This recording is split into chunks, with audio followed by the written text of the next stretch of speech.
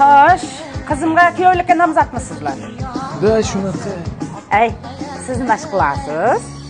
Endi men ko'chada bizneslarim bor. Ko'cha hayot, ko'cha sistema tushunasizlar-yu, sizlar. Nima mashina minasiz? Men katta bolalarni jentrasidan haydayman. Sen cho'pon bo'lsang kerak, a?